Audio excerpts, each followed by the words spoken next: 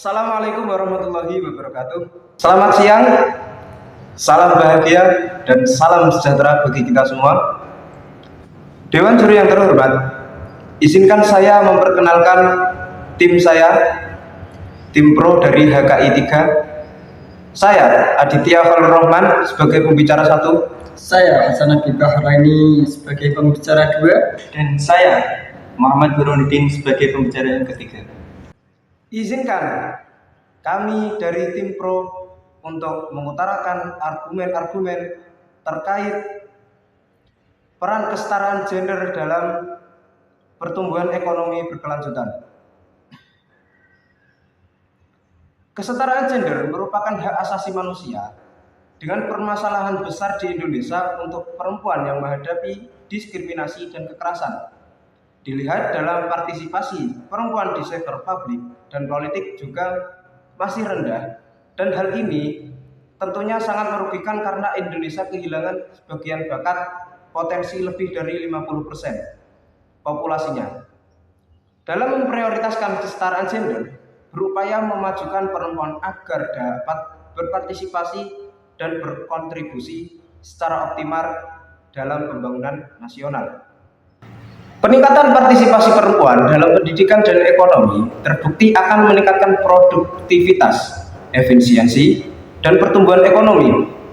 Penelitian OSD menunjukkan jika kesenjangan partisipasi tenaga kerja antara laki-laki dan perempuan dikurangi secara signifikan, maka PDB Indonesia berpotensi tumbuh sebesar 9% pada 2030. Dengan demikian, upaya pencapaian kesetaraan gender akan berkontribusi secara langsung pada pencapaian SDGs. Dengan demikian, upaya pencapaian kesetaraan gender akan berkontribusi secara langsung pada pencapaian SDGs dengan 8 tujuan yang utama, yakni meningkatkan pertumbuhan ekonomi yang inklusif dan berkelanjutan. Di sisi lain, perempuan yang sehat, berpendidikan, dan sejahtera cenderung memiliki anak yang berpotensi memiliki bakat yang sama dengan ibunya.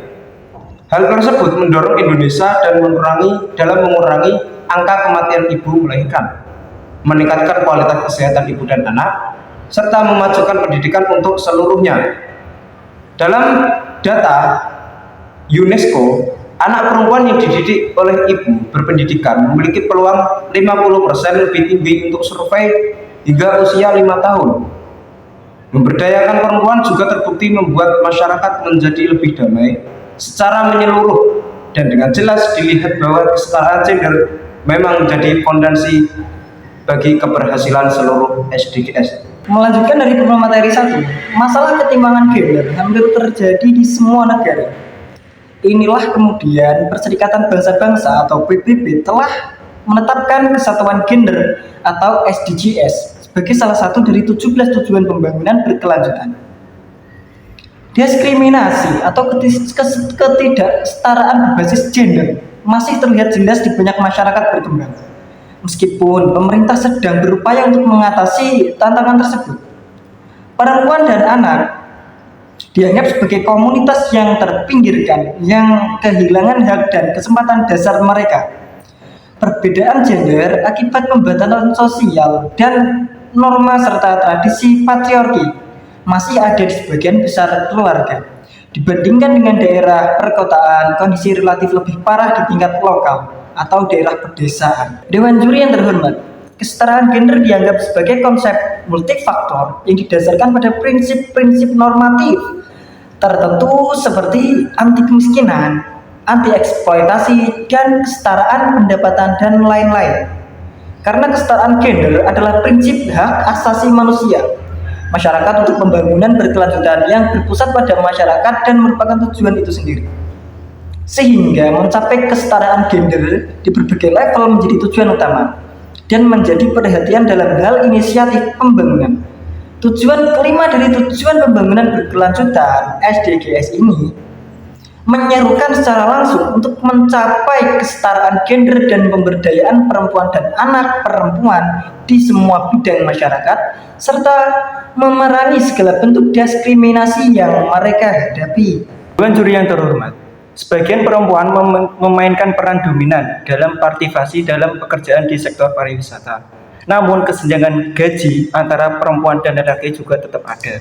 Kemudian isu yang juga hadir berkaitan dengan kehilangan kehadiran perempuan di tingkat pengambilan keputusan dan dalam partisipasi politik yang disebabkan oleh budaya dan referensi individu, bersinggungan dengan norma-norma patriarki. Maka, adopsi kebijakan pemberdayaan perempuan secara luas perlu dilakukan.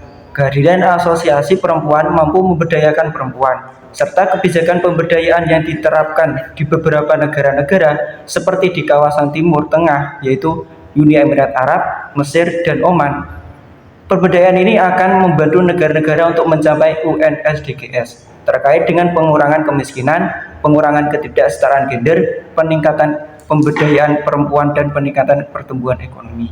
Dewan juri yang terhormat, demikianlah beberapa argumen kami mengenai peran kesetaraan gender dalam pembangunan ekonomi yang berkelanjutan. Saya, Aditya Khalil Rahman sebagai pembicara 1. Dan saya, Safi Pahrani sebagai pembicara 2. Dan saya Muhammad Burhanuddin sebagai pembicara yang ketiga. Mohon izin undur diri. Cukup sekian dari kami, kurang lebihnya mohon maaf. Assalamualaikum warahmatullahi wabarakatuh. BHA, salam bahagia, peace out.